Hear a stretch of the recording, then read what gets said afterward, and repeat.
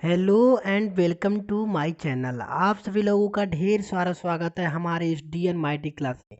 आइए अब हम लोग चलते हैं क्लास 10th मैथ प्रश्नावली 1.2।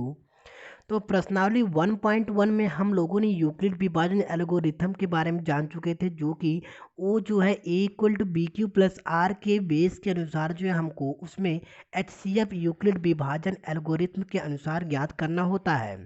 और आइए इसमें देखिए हम लोग का प्रश्न दिया है कि निम्नलिखित संख्याओं को अभाज्य गुणनखंडों के गुणनफल के रूप में व्यक्त कीजिए। तो इस तरीके का क्वेश्चन देखिए, प्रश्नावली 1.2 है, एक्सरसाइज 1.2 एनसीईआरटी का क्लास 10th मैथ का, जो कि आपकी स्क्रीन पर आ रहा होगा पूरी क्वेश्चन।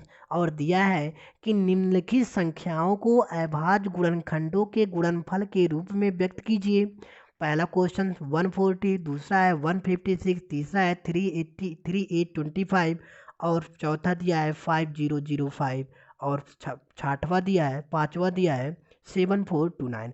इस तरीके का क्वेश्चन दिया गया है और कह रहा है हम लोगों से कि निम्नलिखित संख्याओं को अभाज्य गुणनखंडों के गुणनफल के रूप में व्यक्त कीजिए। तो देखिए पहला क्वेश्चन हम लोग को दिया है। देखिए कोई भी क्वेश्चन हो या आपको अनगिनत यानी कि अधिकतम अगर आपको क्वेश्चन दिया हुआ, फिर भी आपको हिचकना नहीं है। जिस तरीके का रूल कहता है रूल को फॉलो करते हुए आपको क्वेश्चंस को आसानी से कर लेना है। और क्या क्या रहा है कि निम्नलिखित संख्याओं को अभाज्य गुणनखंड हो, यानी कि अभाज्य गुणनखंड हो जो केवल अपने से कटे, उसी को बोलते हैं अभाज्य। और गुणनखंड तो जिसका फैक्टराइजेशन किया जाता है, तो गुणनफल के रूप में व्यक्त करना है। तो आइए करते हैं एकदम इजी तरीके से। और ये हमारा रहा पहला क्वेश्चन। देखिए तो पहला क्वेश्चन है, क्या दिया है 140 यानी कि 140। तो 140 का हम लोग को अभाज्य गुणनखंड के रूप में गुणनफल के रूप में व्यक्त करना है। तो कैसे करेंगे, देखिए हम लोग डायरेक्टली कर नहीं सकते हैं, इसलिए हम लोग को देखिए आप चाहे तो रफ वर्क कर सकते हैं या यहीं पर जो है कर सकते हैं। तो आइए हम लोग देखिए 140 का अभाज्य गुणनखंड क्या होगा, कैसे हम लोग जानेंगे कि क्या संख्या है जो 140 का अभाज्य गुणनखंड यही होगा। तो देखिए 140 का अभाज्य गुणनखंड ज्ञात करने के लिए आपको गुणनखंड यानी कि फैक्टराइजेशन करना पड़ेगा। तो देखिए यहाँ पर हम लोग साइड में करते हैं 140 यानी कि 140 का अभाज्य गुणनखंड। तो ये 2 से होगा, यानी कि 2 से डिवाइड करेंगे, 2 से 1 जा 14 और ये 0 हुआ। इस तरीके से पुनः 2 से डिवाइड करेंगे तो 2 3 जा 6 और 1 हुआ यहाँ पर 5, तो 2 5 जा 10 हुआ। इस तरीके से अब आई 35, तो 35 डिवाइड होगा 5 से, यानी कि ये देखिए हमको अभाज्य गुणनखंड चाहिए, यानी कि अभाज्य संख्या चाहिए जो केवल अपने से कटे, वही अभाज्य गुणनखंड यानी कि अभाज्य संख्या होती है। तो यहाँ 5 से जब डिवाइड किया जाएगा तो 5 7 जा 35, यानी कि इसका इसमें मल्टीप्लाई किया जाएगा तो ये आएगा, और इसका इसमें इससे मल्टीप्लाई किया जाएगा तो ये आएगा, इसका इससे मल्टीप्लाई किया जाएगा तो ये आएगा। अब आपका देखिए ये आता है, यानी कि ये जो है 7 से ही डिवाइड होगा, अन्यथा किसी वर्ड से नहीं, किसी शब्द से नहीं, किसी अंक से नहीं। तो यहाँ हमको 1 मिल जाएगा। तो हमको क्या मिला, अभाज्य गुणनखंड क्या मिला, देखिए 2 2 5 और 7। कोई पूछे अभाज्य संख्या क्या क्या होती है, तो आप कह सकते हैं अभाज्य संख्या वह संख्या है जो केवल अपने से कटे। एक की तो कोई गिनती नहीं, एक तो हर वर्ड को, हर शब्द को, यानी कि हर अंग को काट सकता है। तो इस कंडीशन में तो देखिए क्या मिला हमको, 2 इंटू 2 इंटू 5 इंटू 7, इस तरीके से। तो अभाज्य गुणनखंड आप ऐसे लिख सकते हैं, क्या लिखेंगे कि अभाज्य गुणनखंड गुणनफल के रूप में जो हमको संख्या मिला, तो आप इस तरीके से मिला हमको 2 इंटू 2 इंटू 5 इंटू 7। ये इस तरीके से देखिए 2 दो बार है, तो आप इसको लिख सकते हैं 2 की पावर 2 इंटू 5 इंटू 7, इस तरीके से। और यही जो मिला देखिए इसका हम लोग पुनः अगर मल्टीप्लाई करेंगे तो 140 ही मिल जाएगा। तो इस तरीके से हमारा अभाज्य गुणनखंड जो मिला 2 इंटू 2 इंटू 5 इंटू 7, और इसको इस तरीके से भी लिख सकते हैं 2 की पावर 2 यानी कि 2 इंटू 2 और इंटू 5 इंटू 7। यही हमारा अभाज्य गुणनखंड हुआ। अब ये बताइए आपकी 2 इंटू 2 है इंटू 5 इंटू 7 है, क्या ये दूसरे से कटेगा, नहीं कटेगा। क्या 5 दूसरे से कटेगा, नहीं कटेगा। क्या 7 दूसरे से कटेगा, नहीं कटेगा। ये सब जितनी भी संख्याएं हैं सब केवल अपने से ही कट सकती हैं और इन्हीं को बोला जाता है अभाज्य संख्याएं यानी कि अभाज्य गुणनखंड। आइए पुनः चलते हैं नेक्स्ट क्वेश्चन पर, आपको बारीकी से बताएंगे और आपको समझ में आ जाएगा। चलिए सेकेंड क्वेश्चन देखिए इस तरीके से। तो आइए देखते हैं, देखिए हमारा सेकेंड क्वेश्चन 156 ये रहा 156 यानी कि 156। तो इसका भी जो है 156 का अभाज्य गुणनखंडों के गुणनफल के रूप में व्यक्त करना है। सेम तरीके से उसी तरीके से आपको कर लेना है। तो आइए देखिए यहाँ पर देखिए 156 इस तरीके से 2 से डिवाइड करेंगे। देखिए 2 से वही चीज़ डिवाइड होगा जिस नंबर के लास्ट में यानी कि संख्या के लास्ट में 0 2 4 6 8 यानी कि सम संख्या आए, जिस अंक की लास्ट में सम संख्या आए वह नंबर जो है 2 से डिवाइड यानी कि विभाज्य हो सकती है। तो यहाँ पर देखिए 6 है, हम जो 2 से डिवाइड करेंगे 2 7 जा 14 1 was 18 16 हुआ यहाँ पर। तो 2 8 जा 16 इस तरीके से मिला एंड पुनः 2 से डिवाइड करेंगे 2 3 जा 6 1 हुआ 9 हुआ 2 9 जा 18 39 मिला हमको। क्या 39 किसी से डिवाइड होगा? जी बिल्कुल डिवाइड होगा। तो ये 39 यानी कि 3 से भी डिवाइड कर सकते हैं। तो 3 से डिवाइड किया जाएगा तो 1 और 3 3 जा 9। अब यहाँ पर आया 13 तो 1 हुआ। अब ये देखिए ये भी जितने भी नंबर आप टर्म आ रहे हैं, जितनी भी संख्या आ रही है, नंबर आ रही है, ये सब अभाज्य गुणनखंड है और इनका इनसे मल्टीप्लाई, इनका इनसे मल्टीप्लाई, इनका इनसे यानी कि टोटल का मल्टीप्लाई किया जाएगा तो 156 ही हमको मिलेगा। यही हम लोग की अभाज्य गुणनखंड संख्या होती है। तो इस तरीके से देखिए क्या मिलेगा हल 2 इंटू 2 इंटू 3 इंटू 13 और 2 दो बार है तो 2 की पावर 2 इंटू 3 इंटू 13 और यही हमारा अभाज्य गुणनखंड होगा। अभाज्य गुणनखंड इस तरीके से। तो सो आई होप कि आपको बेहतर तरीके से समझ में आ रहा होगा, इसमें आपको कोई भी डाउट नहीं आ रहा होगा नहीं होगा। तो सो प्लीज़ अगर आपको कोई भी डाउट हो तो प्लीज़ आप कमेंट बॉक्स में कमेंट कर सकते हैं। ठीक, आइए थर्ड क्वेश्चन पर चलते हैं। देखिए जितनी आप प्रैक्टिस करेंगे मैथ में, ये आपका कमांड बनता है कि कोई भी क्वेश्चन जितनी बार अगेन अगेन एंड अगेन जब आप प्रैक्टिस करते हैं तभी आपका क्वेश्चन बन पाएगा, अन्यथा वो क्वेश्चन नहीं बन पाता है। तो इस तरीके से देखिए प्रैक्टिस करना ही हम लोग का मेन काम है। आइए थर्ड क्वेश्चन पर चलते हैं इस तरीके से। जी हाँ, तो हमारा थर्ड क्वेश्चन दिया है 3 8 25। तो देखिए 3 8 और 25 इसका भी बोल रखा है कि अभाज्य गुणनखंडों के गुणनफल के रूप में व्यक्त कीजिए। तो सेम तरीका यह भी है। देखिए हम लोग यहाँ साइड में इसका गुणनखंड करेंगे 3 8 25 का और ये डिवाइड किससे होगा? देखिए लास्ट में तो 0 2 4 6 8 तो है नहीं, तो 2 से डिवाइड नहीं हो सकता है, इसलिए 2 के बाद जितनी टर्म आती है 3 आती है। तो 3 से करेंगे तो 3 1 जा 3 एक कैंसिल हो जाएगा, 3 3 जा 9 अधिक हो जाएगा, 3 2 जा 6 और 2 हुआ यहाँ पर 22। तो 3 7 जा 21, 3 7 जा 21, 1 हुआ यहाँ पर 3 5 जा 15 यानी कि 3 से डिवाइड हो सकता है। तो 3 से डिवाइड जब करेंगे तो 1 मिलेगा और 3 2 जा 6, 2 हुआ यहाँ पर 22, 3 7 जा 21, 1 हुआ 3 5 जा 15।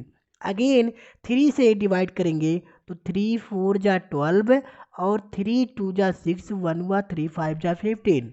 एंड नाउ नेक्स्ट आप देखिए 3 से अगर डिवाइड करेंगे तो 3 1 जा 3, 1 हुआ 3 4 जा 12 और यहाँ पर 5 तो 3 से डिवाइड नहीं होगा।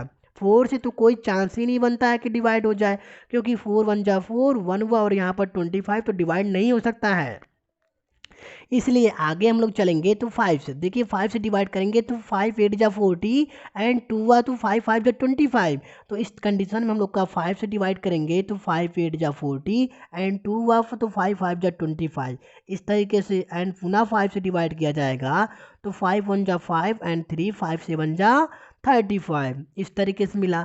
एंड नाउ नेक्स्ट आप देखिए कितने डिवाइड कर सकते हैं तो 17 जो कि अभाज्य संख्या है, इसलिए 17 जो है पुनः से मतलब अपने से स्वयं से डिवाइड हो जाएगा, विभाज्य हो जाएगा। तो हम लोग को अभाज्य गुणनखंड क्या मिला, ये सब देखिए हम लोग रफ वर्क कर रहे हैं, जितने भी फैक्टराइजेशन यानी कि फैक्टर के रूप में कर रहे हैं ये सब रफ वर्क है। या आप डायरेक्टली इसको भी ऐसे कर सकते हैं। क्या कर सकते हैं देखिए आप इस तरीके से, तो क्या यहाँ पर 3 इंटू 3 3 इंटू 3 और 5 इंटू 5 और इंटू 17। आप इस क्वेश्चन को डायरेक्टली या भी लिख सकते हैं, आपकी परफेक्टली आपकी आंसर बन सकती है। आपको इसको लिखने की ज़रूरत नहीं है, चाहे 1 नंबर का हो चाहे 2 नंबर मार्क्स का हो। आपको इसको लिखने की जरूरत, या लिखना चाहते हैं तो साइड में रफ वर्क की जगह पर आप लिख सकते हैं, या क्वेश्चन में भी दर्शा सकते हैं आंसर शीट में। ठीक है, तो इस तरीके से आपका बना आभाज्य फैक्टर, यानी कि आभाज्य गुणनखंड 3 इंटू 3 इंटू 5 इंटू 5 इंटू 17। यह बना, आप इसके जो है 3 दो बार है तो 2 का स्क्वायर, 3 की पावर 2 एंड इंटू 5 की पावर 2 एंड इंटू 17। ये आपकी परफेक्टली आभाज्य गुणनखंड के रूप में जो आपको व्यक्त करना था वो आपको आपने व्यक्त कर दिया। तो इस तरीके से देखिए हम लोगों ने थर्ड क्वेश्चन को यहाँ पर कंप्लीट किया, 1 2 3 और 3 क्वेश्चंस को कंप्लीट किया, जो कि यहाँ पर 4 5 क्वेश्चन दिया है। चलिए एक क्वेश्चन को और कर लेते हैं, बाकी आप ये क्वेश्चन कर सकते हैं। चलिए देखिए 505 की इसकी भी आप फैक्टराइजेशन करेंगे और 7429। चलिए हम आपको बारीकी से बता दे रहे हैं, यानी कि 2 क्वेश्चन और इसमें है, दोनों क्वेश्चन को हम कंप्लीट करवा दे रहे हैं इस तरीके से।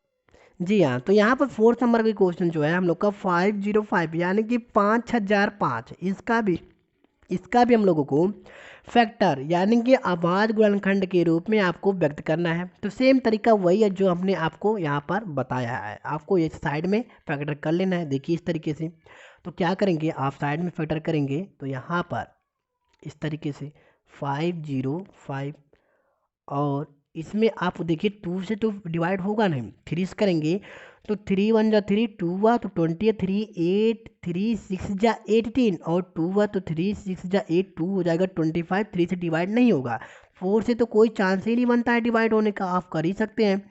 तो 5 से जब किया जाएगा, देखिए 5 से करेंगे हम लोग तो क्या मिलेगा, 5 1 जा 5 और 0 0 1 हुआ। इस तरीके से पुनः आप लोग 5 से डिवाइड करेंगे, पुनः 5 से डिवाइड किया जाएगा तो 5 2 जा 10 और 0 बच जाएगा, तो ये 5 से डिवाइड नहीं हो सकता है।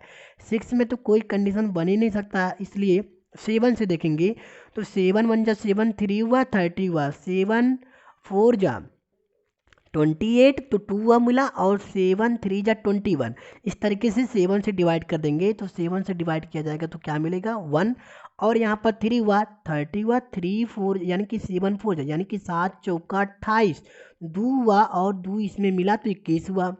7 3 जा 21 तो 7 3 का 21, यह मिला हम लोगों को, मिल गया पूरी बेहतर तरीके से। तो 5 इंटू 7 हुआ, अब पुनः 7 से डिवाइड किया जाएगा तो नहीं होगा, क्योंकि 7 2 जा 14 और 3 तो शेषफल बच ही जाएगा, इसलिए 7 से नहीं डिवाइड होगा, यानी कि 143। तो ये 7 से नहीं होगा, 8 से नहीं होगा, 9 से नहीं होगा, 9 से भी कोई चांस ही नहीं बनता है, और 10 तो 0 लास्ट में है ही नहीं, तो कैसे बनेगा। आइए 11 से देखते हैं, तो 11 1 जा 11 और यहाँ पर 3 हुआ तो 33, यानी कि 11 3 जा 33। तो 11 से डिवाइड किया जाएगा तो 1 हुआ और यहाँ पर 13, पुनः 13 तो आभाज्य फैक्टर है ही, इसलिए इसका एक कंडीशन बन जाएगा। तो हमको आभाज्य फैक्टर यानी कि आभाज्य गुणनखंड के रूप में कौन सी वर्ड मिली, कौन सी नंबर मिली, तो 5 7 और 11 इंटू 13 आभाज्य। अब आप देखिए इसका नंबर मिलेगा आपको 5 इंटू 7 इंटू 11 इंटू 13। यही हम लोगों का अभाज्य गुणनखंड के रूप में जो गुणनफल व्यक्त करना था, इसी को गुणनफल ही बोलते हैं। देखिए कोई भी चीज़ गुणे के रूप में लिखना ही गुणनफल कहलाता है। तो इस तरीके से हमारा 4th क्वेश्चन भी कंप्लीट हुआ। आइए यहीं पर देख लेते हैं क्वेश्चन नंबर 5, जो कि बहुत इजी क्वेश्चन, इसमें 5 क्वेश्चन दिया गया है। पहले ही डी यानी कि पहले प्रश्न में जो कि बोल रखा था कि निम्नलिखित संख्याओं को अभाज्य गुणनखंडों के गुणनफल के रूप में व्यक्त कीजिए। पहला क्वेश्चन 140 और दूसरा क्वेश्चन 156, तीसरा क्वेश्चन 3825 और चौथा क्वेश्चन 5005 और पांचवा क्वेश्चन 7429। तो आइए पांचवें क्वेश्चन की चर्चा कर ही लेते हैं, नहीं तो कुछ लोगों की ये डाउट रहेगी कि सर ने जो है केवल 4 ही 5 ही यानी कि 2 ही 3 ही क्वेश्चन को कंप्लीट करवाया, बाकी 2 क्वेश्चन को छोड़ दिया, यानी कि जो हार्ड लगता हो। तो ऐसी कोई बात नहीं है, देखिए आपको हार्ड पर नहीं चलना है, जो तरीका बताया जा रहा है उसी तरीके को फॉलो करते हुए आपको कितनी भी कोई लंबी क्वेश्चन दे रखा हो आपको कर ही लेना है।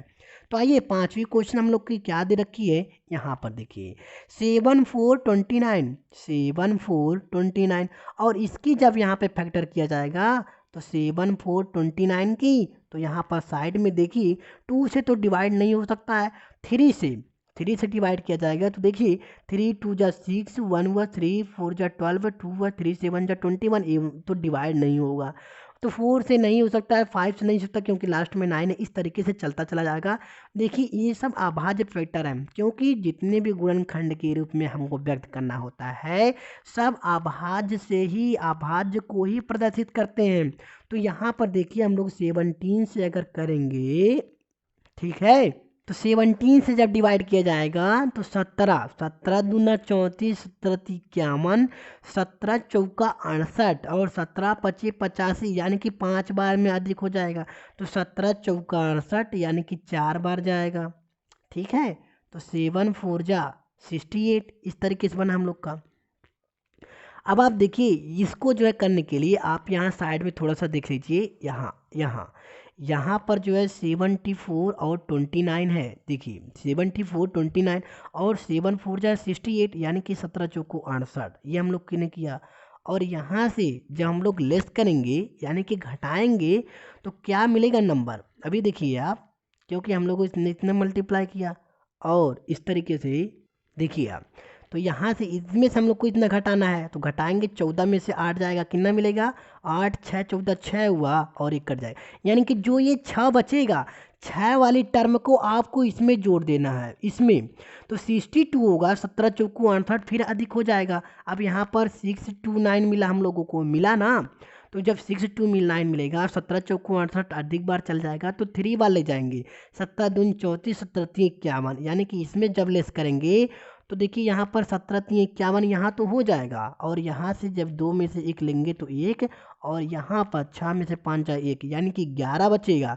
और 11 को जब यहाँ ऐड किया जाएगा इसमें, यानी कि इसमें, तो यहाँ पर 119, यानी कि 11 9 तो 119 होगा। और क्या जानते हैं आप कि यहाँ पर तो ये इस तरीके से बन गया। और 17 दून 34, 17 3 51, 17 चौको 68, 17 पचे 85, 17 छक्का 102, 17 7 119, तो 17 7 119 यानी कि 7 बार जाएगा इस कंडीशन में।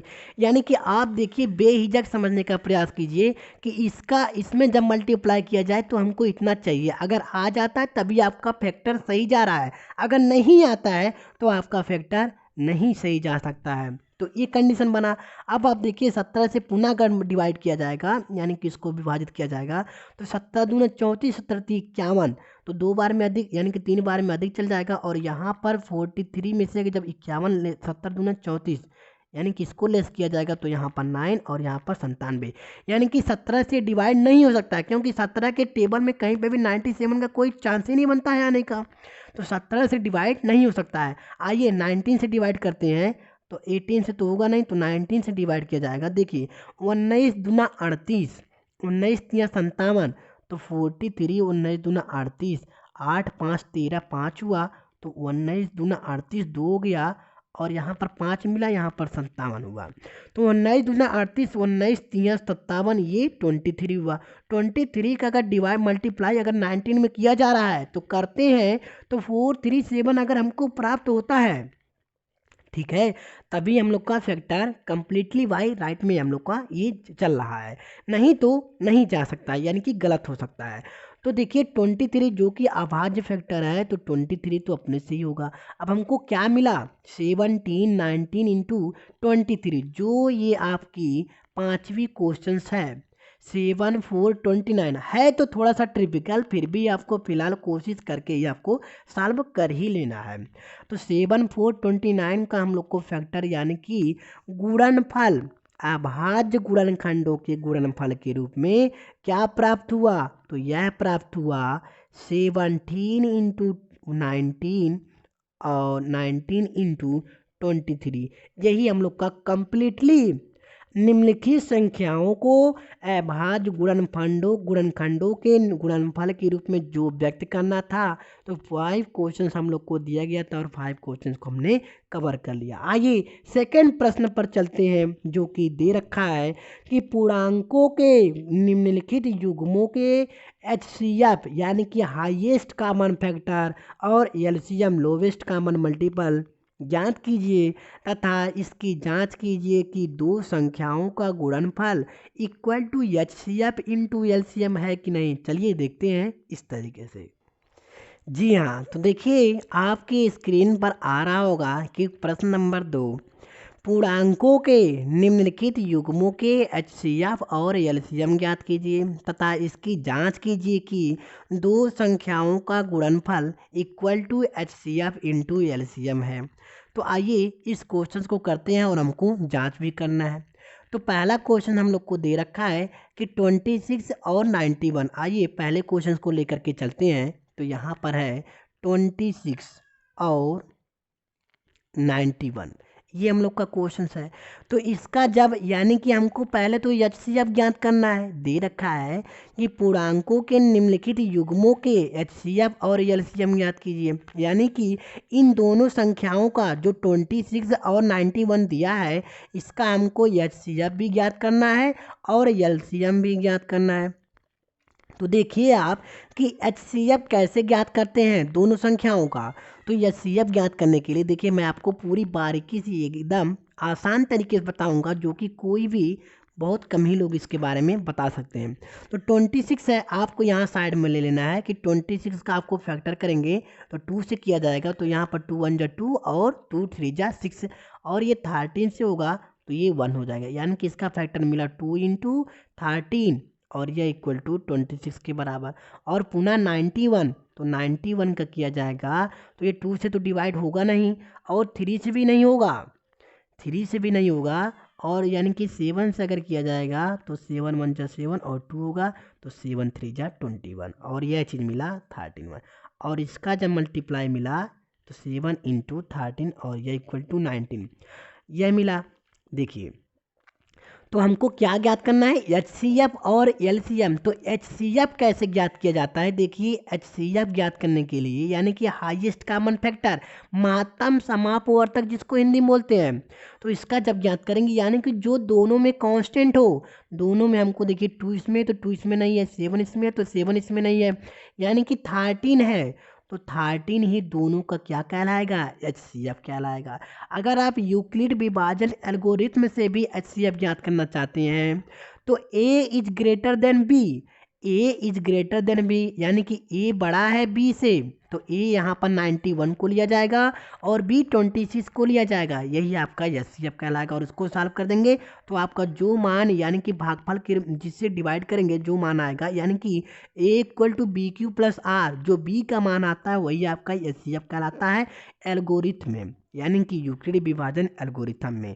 तो आपका यहाँ पर जो 13 मिला यही आपका एचसीएफ कहलाया। अब हमको चाहिए एलसीएम, तो एलसीएम देखिए यहीं से भी कंप्लीट हो जाएगा, यानी कि जो दोनों में कांस्टेंट हो उसको लिया जाएगा और जो बच रहा है 2 बच रहा है और यहाँ पर 17। एक बार पुनः देखिए कि जो दोनों में कॉमन हो उभयनिष्ठ हो उसको लिया जाएगा और जो बच भी रहा है यानी कि 2 यहाँ पर बच रहा है तो 2 को ले लिए और यहाँ पर 7 बच रहा है 7 को ले लिए। तो इसका जब मल्टीप्लाई किया जाएगा तो क्या मिलेगा, 13 दूना 26 और 26 गुणे 7, यानी कि आप ऐसे कर लीजिए 13 दूनी 26, 13 ते 39, 13 चौको 52, 13 पचे 65, 13 छः 78, 13 7 91 और 91 गुणे 2, 91 गुणे 2, 2 1 जा 2, 9 2 जा 18, यानी कि 182, 182। तो आपको आसानी से पता लग ही गया होगा कि एचसीएफ दिए गए फैक्टर का, दिए गए अभाज्य गुणनखंड का कैसे हम लोग एलसीएम ज्ञात करते हैं और कैसे एचसीएफ ज्ञात करते हैं। तो इस कंडीशन में हमको प्राप्त हो गया। अब कह क्या रहा है कि तथा इसकी जांच कीजिए कि दो संख्याओं का गुणनफल, जो दो संख्या हम लोग को मिला है यहाँ पर 13 और 82, 182, इसका गुणनफल यानी कि गुणा कीजिए और ज्ञात कीजिए कि यह दोनों एचसीएफ और एलसीएम के इक्वल है कि नहीं है। तो देखिए दिया है हम लोग का दोनों संख्याओं का गुणनफल, तो गुणनफल हम लोग का दे रखा है आपके क्वेश्चन पर, यहाँ पर शो तो कर ही रहा होगा। तो दो संख्याओं का गुणनफल, अतः आप जानिए यहाँ पर कि दिया क्या है।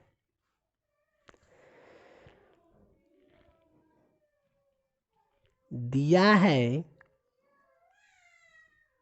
दोनों संख्याओं का गुणनफल, दोनों संख्याओं का गुणनफल एचसीएफ गुणे एलसीएम, एचसीएफ गुणे एलसीएम, एलसीएम ये है। HCF हमको कितना मिला है 13 और एलसीएम कितना मिला है 82। तो आप मान रख सकते हैं यहाँ पर, क्या रखेंगे कि दोनों संख्याओं का गुणनफल, तो ये दोनों संख्याओं का गुणनफल HCF दोनों संख्या हम लोग का क्या है, तो दोनों संख्या हम लोग का देखिए क्या है, यहाँ पर दोनों संख्या 26 और 91 है। तो दोनों संख्या के स्थान पर यानी कि ये LHS बनेगा, तो LHS के स्थान पर क्या लेंगे 26 इंटू 91 और यह equal to HCF into LCM। तो इसका जब मल्टीप्लाई किया जाएगा यानी कि HCF गुणे LCM, HCF हम लोग को 13 मिला है और LCM हम लोग को 82, तो इसका भी मान आप यहाँ पर रख लीजिए साइड में 13 इंटू 182 और यहाँ पर 26 इंटू 91, यानी कि जो LCM का मान यानी कि LHS का मान आए वही RHS का मान भी आना चाहिए। तो 26 इंटू 91 किया जाएगा, तो देखिए यहाँ पर हम लोग साइड में कर ही लेते हैं, क्या करेंगे 26 इंटू 91 ये रफ वर्क कर रहे हैं, तो 6 हुआ और यहाँ पर 2 हुआ, 9 पचे 45, 9 छक 54 को 4 हाथ यहाँ, तो यहाँ पर ये हुआ और 9 छक 54 को 4 हाथ में आया 5 और 9 दूना 18, 18 और 5, 18 5 23, तो क्या मिला यहाँ पर 6 4 2 6 और 3 2, यानी कि क्या मिला हम लोग को 23 और 66। तो LHS देखिए यहाँ पर ये तो रफ वर्क था, तो LHS हमको मिला यानी कि लेफ्ट हैंड साइड 23 और 66 ये मिला। और RHS यानी कि देखिए RHS जब इसका मल्टीप्लाई किया जाएगा तो 13 दूना 26 को 6 हाथ में आया, तो 13 पच्चीस 65 3 चक्राता 63 51 13 104, 104 और 2 106, तो 106 हुआ और 10 हुआ, 13 का नम 13 और 13 10 23 ये मिला। यानी कि RHS और LHS is there are equal, दोनों ही सेम है। और हमने यह सिद्ध कर दिया कि दो संख्याओं का गुणनफल जो हम लोग को 26 और 91 जो क्वेश्चन दिया है उसका मल्टीप्लाई, और जो हम लोग HCF यानी कि दोनों संख्याओं का जो HCF निकाले हैं और जो LCM निकाले हैं उनका मल्टीप्लाई करके ये हम लोगों ने सिद्ध कर दिया कि दो संख्याओं का गुणनफल equal to HCF into LCM की इक्वल होता है या है। तो इस कंडीशन मिला। आइए फिर कुछ और क्वेश्चंस को देखते हैं। यहाँ पर देखिए दो क्वेश्चंस को और कवर किया जाएगा जो दूसरे क्वेश्चन में है, और बाकी की जो है दूसरे पार्ट में हम लोग देखेंगे। तो आइए सेकेंड क्वेश्चन देखते हैं इस तरीके से। देखिए सेकेंड क्वेश्चन हम लोग का है 510 और 92, 510 और 92 यानी कि 92। अब इसको भी उसी तरीके से करना है, यानी कि HCF ज्ञात करना है और LCM। तो पहले आपको HCF ज्ञात कर लेते हैं। तो देखिए आइए हल 510, देखिए यहाँ पर ये 2 से होगा तो 2 2 जा 4 और यहाँ पर 1 हुआ, 2 5 जा 10, 1 हुआ तो 2 5 जा 10, ये इस तरीके से मिला हमको। ठीक, पुनः 2 से तो डिवाइड होगा नहीं, तो 3 से डिवाइड करेंगे तो 3 1 जा 3, 1 हुआ और 3 5 जा 15, इस तरीके से होगा। तो 510 इसके अभाज्य गुणनखंड 2, एक बार देखिए फिर से 2 दूना 4 1 हुआ और 2 पचे 10 1 हुआ, 2 पचे 10, तो 2 दूना 4, यहाँ पर देखिए हम लोग 4 लिख दिए, सॉरी यहाँ 2 रहना चाहिए। अब ये पुनः 3 से अगर जब डिवाइड किया जाएगा तो 3 पचे 3 7 21 और 3 8 24, 8 और 3 पचे 15, इस तरीके से मिला। और पुनः 3 से डिवाइड किया जाएगा तो 3 2 यानी कि ये 3 से डिवाइड नहीं होगा तो 5 से, तो 17 पचे 85 और ये हम लोग को मिला 17, इस तरीके से। तो इसका मिला फैक्टर 2 इंटू 3 और इंटू 5 इंटू 17 मिला, यह इक्वल टू 510। और पुनः 92 का, तो देखिए 92 का फैक्टर किया जाएगा तो 2 चौका 8, 2 छक 12, 2 दूनी 4, 2 तिया 6 और ये 23 मिला, इस तरीके से। तो HCF यहाँ पर देखेंगे कि HCF ये इसका जो है पहले इस तरीके से कर लीजिए 2 इंटू 23 और यह 92। तो इसका जो है HCF यानी कि हाईएस्ट कॉमन फैक्टर जो है ज्ञात करेंगे, तो 2 यहाँ से कवर कर रहा है, यहाँ से 2, यानी कि केवल 2 से ही कवर कर रहा है। तो HCF इसका मिला हमको 2 मिला, ठीक। और एलसीएम, देखिए एलसीएम जब ज्ञात किया जाएगा तो यानी कि 2 तो कवर हो ही रहा है और बाकी जो बच रहा है तो 3 बच रहा है, यहाँ पर 3 इसमें नहीं है तो इंटू 3, यहाँ पर 5 है इसमें भी 5 नहीं है तो इंटू 5 और इंटू 17 इसमें है तो 17 इंटू यहाँ से 2 कवर किया जाएगा और यहाँ से 23, और इसका जब मल्टीप्लाई किया जाएगा यानी कि 2 इंटू 2 और इंटू 3 यह भी है और इंटू 5 इंटू 17 इंटू 23, और इसका जब मल्टीप्लाई किया जाएगा तो यह आएगा, देखिए आप मल्टीप्लाई आपको अस्थाई से कर ही लेना है। तो यहाँ पर देखिए 23460 इस तरीके से मिल जाएगा मल्टीप्लाई करके, हमने पहले कर रखा है। तो देखिए अब इसका जो है हमको क्या ज्ञात करना है, यानी कि दो संख्याओं का गुणनफल, जो हमको जांच करना है कि जांच कीजिए कि दो संख्याओं का गुणनफल, संख्या हमारे पास यही है 510 और 92, ये संख्या है, ये एलएचएस में आ जाएगा और आरएचएस में क्या आएगा, एचसीएफ इंटू एलसीएम। तो देखिए आइए ज्ञात करते हैं, मल्टीप्लाई आपको कर ही देना है, मल्टीप्लाई करेंगे आपको संख्या मिल जाएगी। तो एलएचएस में क्या आएगा, दो संख्या 510 गुणे 92, ये हुआ, इसका मल्टीप्लाई किया जाएगा, आपको यहाँ साइड में कर लीजिए, देखिए यहाँ पर 510 गुणे 92, 2 0 0 2 1 2 1 2 2 5 10, 9 0 9 1 9 9 5 45, 0 2 9 और 5 1 6 और ये मिला इस तरीके। तो LHS क्या मिला आपको 46920, क्या मिला 46920, और आपको HCF यानी कि RHS ज्ञात करना है।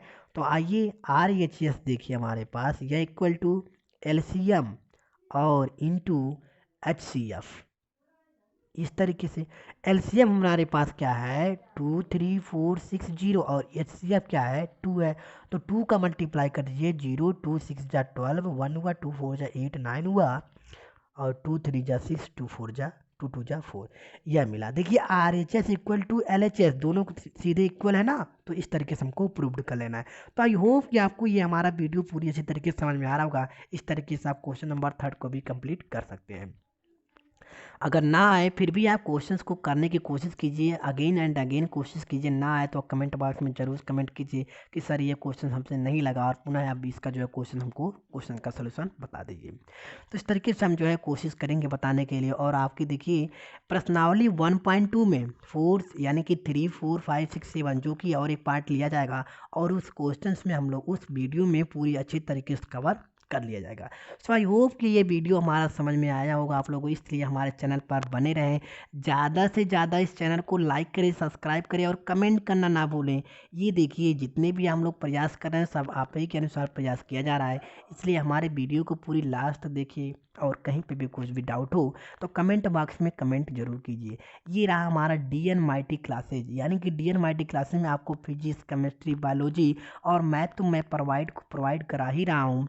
तो आपको सो आई होप कि आपको कहीं पे भी इधर उधर की जाने की ज़रूरत नहीं है, हमारे ही चैनल पर पूरी तरीके से आपको अच्छे तरीके से यहाँ पर प्रोवाइड करा दिया जा रहा है, इसलिए हमारे चैनल पर बने रहें। कुछ भी डाउट हो तो ज़रूर कमेंट करें। थैंक यू, धन्यवाद।